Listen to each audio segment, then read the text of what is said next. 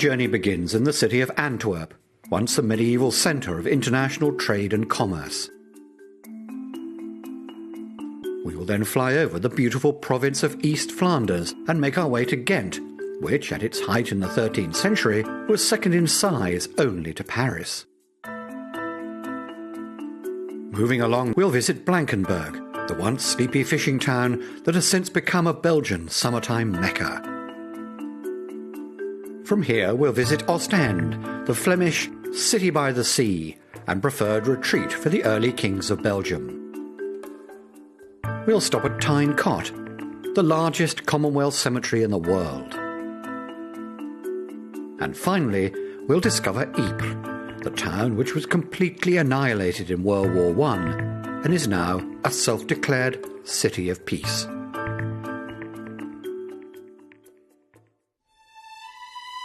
With a population of 500,000, this is the largest city in Flemish Belgium, Antwerp. Although it is still an important economic and cultural centre, its heyday was in the 16th century, when it was a thriving hub of international trade and one of the strongest economies in the world.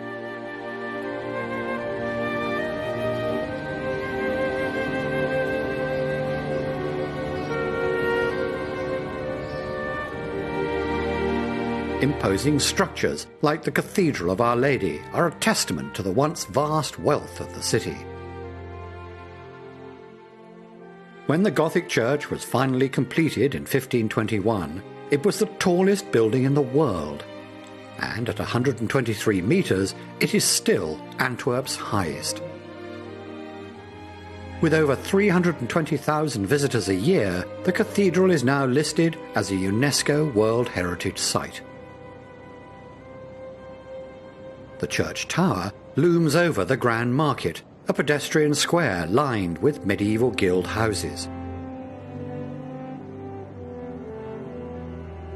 During Antwerp's golden era, workers in various trades and professions organised themselves into guilds to maximise their political clout and profits. They now serve as shops, residences and restaurants. This one is the 500-year-old Flaushaus, or the Butcher's Hall. A meat market had stood here since the 13th century, but Antwerp's economic boom 300 years later compelled the Butchers' Guild to triple the building in size.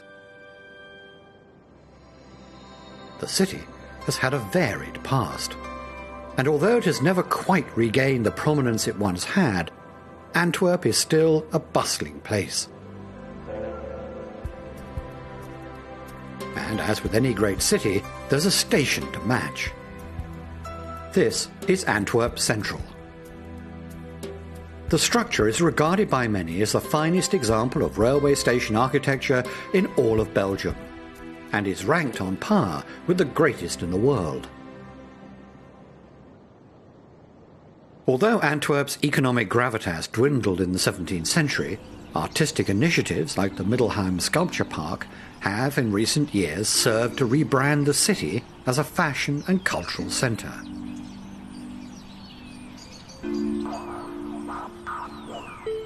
The park was opened in 1950 and now has over 400 modern sculptures, dating from 1900 to the present day.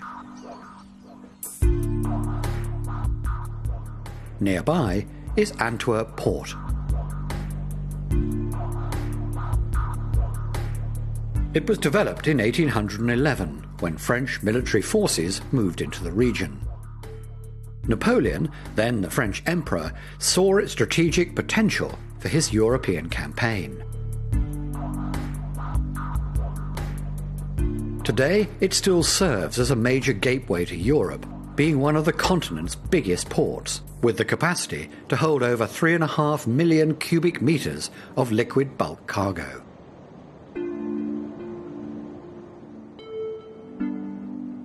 Leaving the province of Antwerp, we enter the heart of Flanders, where flower growing is big business. This region is Belgium's major producer of stems, bulbs and tubers, with exports to Europe and America. Belgium's national flower is the indigenous red poppy, which bloomed across some of the bloodiest battlefields during the First World War. And for many countries across the world, it's become the symbol for fallen soldiers.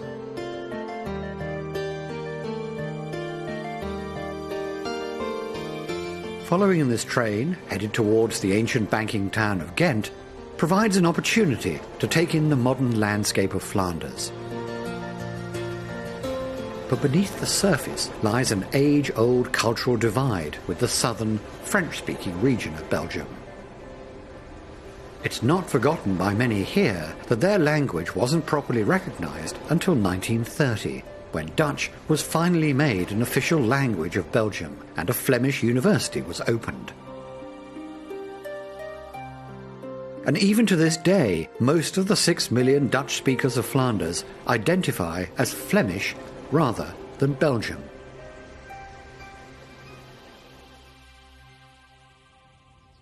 This is Ghent.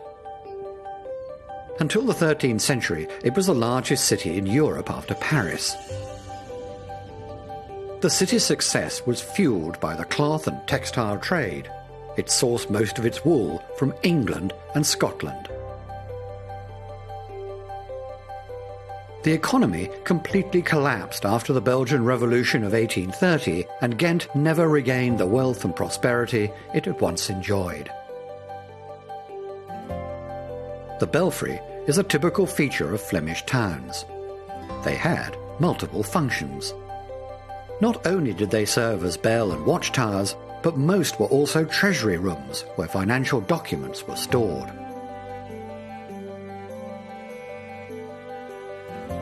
In the Middle Ages, lords would grant townsfolk privileges, such as organising markets and selling their goods. In return, these lords received money or the promise of armed service from the populace. The agreements drawn up were kept under lock and key in this belfry. Another popular attraction for visitors is Gravenstein Castle. The current structure was built in 1180. It served as the seat of the Count of Flanders until it was abandoned when the town declined in prominence. It then functioned briefly as a cotton factory during the Industrial Revolution before being scheduled for demolition. But fortunately, the city of Ghent stepped in to purchase the building and began renovations. Part of the castle is now a dedicated torture museum, partly because the adjacent square was once the site of public executions. In the historic city centre lies the 15th century St. Bavo Cathedral, named in honour of a local nobleman who gave away all his wealth to the poor and became a monk. Much of the interior was destroyed in 1566 during a period known as the Iconoclastic Fury, which saw Calvinists decimating artwork inside many churches in the area. Much of the destroyed art was later replaced with pieces by famous Belgian artists such as Jan van Eyck. Canals served as the arteries of commerce throughout Ghent. It was the construction of these waterways which led to the town's prosperity in the Middle Ages. They ran through all the important sectors of the city and were essentially the highways of the 13th century.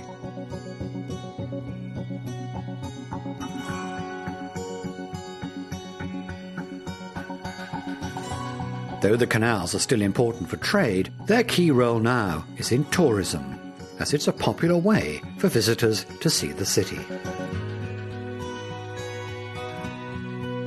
Leaving Ghent, we pass the impressive Ghent-Terneuzen Canal, built in the mid-1800s. It allowed commercial craft easy access to the seaports. But these days, getting to the coast takes on a quite different form. Running right beside Ghent is the E40 motorway, constructed in 1956. It's perhaps the most important road in Flanders, as it connects the capital, Brussels, with the popular North Sea town of Ostend, where we'll be heading. Unlike the hilly south, northern Belgium is very flat, especially as we move further into the province of West Flanders. It is the only Belgian province to share a border with both the Netherlands and France. For reasons we'll soon discover, it's also the region that draws many of the country's tourists. Our first stop is its largest city, Bruges. It was of significant economic importance for hundreds of years, mostly due to its easy access to the North Sea. First fortified by the Count of Flanders in the 9th century to guard against Viking invasions, it quickly became a centre of cloth trade in the 13th century. Although the city's location was central to commercial success, it was the monetary innovations that truly boosted the economy of Bruges. Bills of exchange and letters of credit made this place one of the most sophisticated money markets in the world at the time. It is also thought that the world's very first stock exchange was set up here as early as 1309. Often referred to as the Venice of the North, in Bruges, a canal is never far away. Now mostly vacant, the waterways were once teeming with merchant vessels moving to and from the guild houses built right on the edge of the canals. The Rye River, which ran through Bruges, was transformed over hundreds of years to create easy waterway access to markets and trading houses. Indeed, the entire economy here hinged on the health and navigability of the canals. It was, in fact, the silting of the waterways which ultimately suffocated commerce and sent the city into a rapid decline in the early 1600s. These days, commercial boats are banned from the canals, and transit on them is solely the privilege of licensed tourist vessels. One of the many treasures along Bruges' canals is Saashuis, or Sluisgate House. It was from here that the lock system was operated, which allowed boats to move into different sections of the canal. It is very likely that the operator of the lock would be busy with this task all day long, and so would have once resided inside. Because of Bruges' immense wealth, at its height, the city was painstakingly fortified. An example of such fortification is here, the Ghentpoort, one of the 4 surviving defensive medieval gates that regulated commerce in and out of the city. Situated on the road to Ghent, it was probably the most important gate.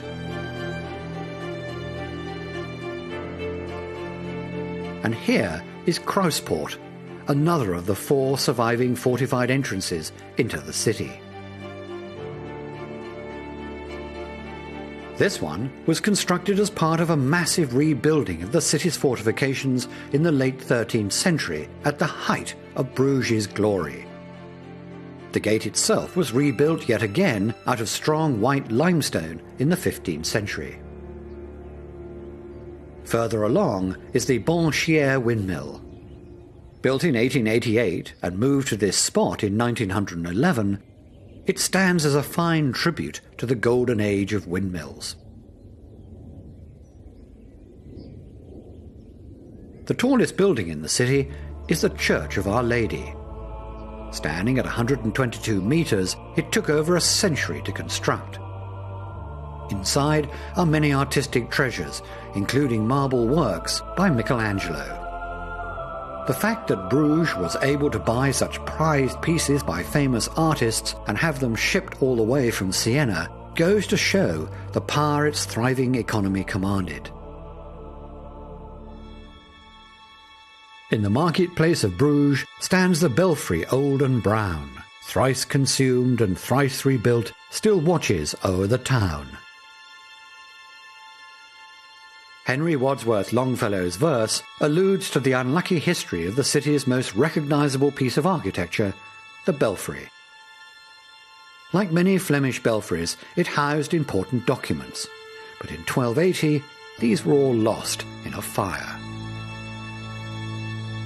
In the 15th century, a wooden spire in the likeness of the Archangel Michael was struck by lightning. It was rebuilt 200 years later, but fell victim to yet another fire. The tower overlooks the market square. The guild houses and old banks that were once prevalent here have now been converted into restaurants and shops.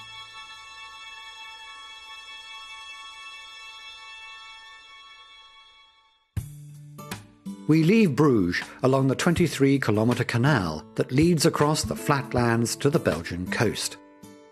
It's part of a vast 1,600-kilometre network of waterways connecting Holland and France, making it popular with boaters and cyclists alike. Reaching the coast, we first arrive at the very popular seaside resort town of Blankenberg.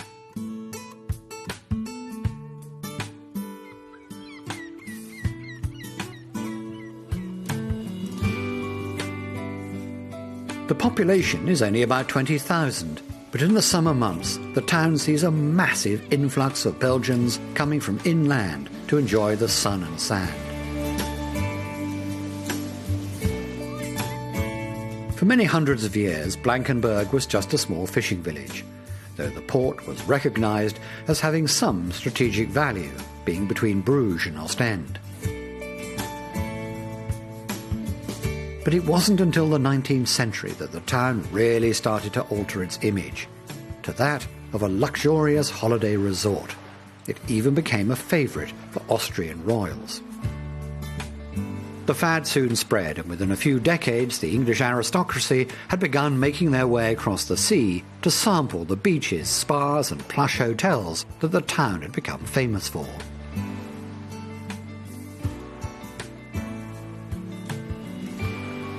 Today, this stretch of sand is no longer the exclusive domain of royals and the wealthy. In fact, the beaches across the length of the Flemish coast, already popular with and easily accessible by Belgians, are becoming more well known to the British and the rest of Europe. A total of 13 holiday resorts run along this 60-kilometre stretch of golden beaches. Surfing, spas and seafood are some of the major draws to the coastline that's dotted with hotels, apartments, villas, cottages, holiday villages and campgrounds. The Flemish coast has been an important area of trade and a constant point of foreign invasion throughout the centuries. One of the most prominent ports here, for both commerce and warfare, is Ostend. And like any strategic harbour, it stood prepared for enemy attacks. This is Fort Napoleon. It was constructed initially to fend off a Spanish invasion in the 16th century, which resulted in a 4-year battle known as the Siege of Ostend. About 200 years later, soon after Napoleon was crowned Emperor of France, he realised the importance of the fort and ordered its massive expansion into its present form. Today the fortress enjoys a more sedate life as a historic visitor centre that even boasts a gourmet restaurant.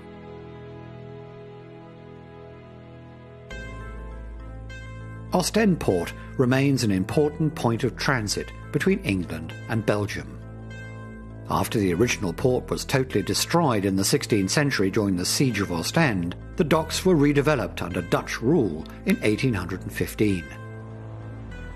A permanent feature of the port is the Mercator, Ostend's floating museum.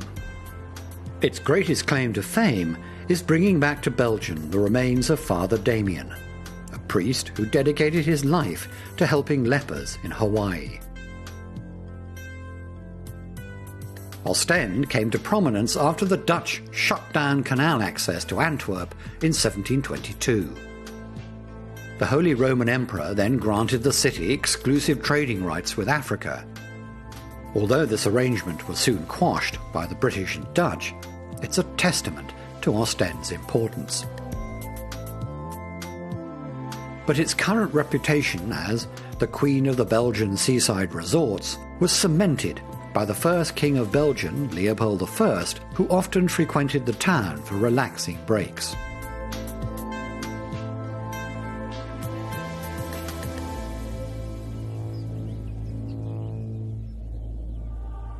And a contribution to the city by the second king, Leopold II, stands here, the Church of St. Peter and St. Paul.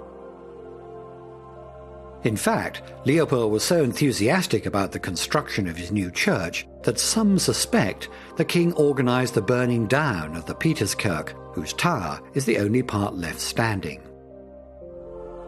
Leopold II lived to see the completion of his project in 1905, 4 years before his death. The church faces out to sea as an impressive display of the city's prestige to approaching visitors. The population here is usually around 70,000, but this number jumps significantly in the summer as tourist buses shuttle visitors in from other Belgian cities. Ostend is without doubt one of the most popular summer sites in Belgium. And to ferry this huge influx of tourists along the shoreline is the coastal tram. Running for 68 kilometres, it is claimed by some to be the longest tramline in the world. 3 million people use it every summer as a convenient way to visit the many seaside towns. We now follow our route inland to the site of some of the bloodiest battles of the Great War between 1914 and 1918. Tyncott Cemetery is the resting place for almost 12,000 British and Commonwealth soldiers who fought here on the Western Front. A nearby makeshift hospital was set up to care for the wounded, but as the death toll grew, so did the number of burials. And today, Tyncott stands as the largest Commonwealth cemetery in the world. Over 8,000 graves are unidentified. Their headstones are simply marked with "Known unto God." When King George visited the cemetery in 1922, he said, "I have many times asked myself whether there can be more potent advocates of peace upon earth than this massed multitude of silent witnesses to the desolation of war."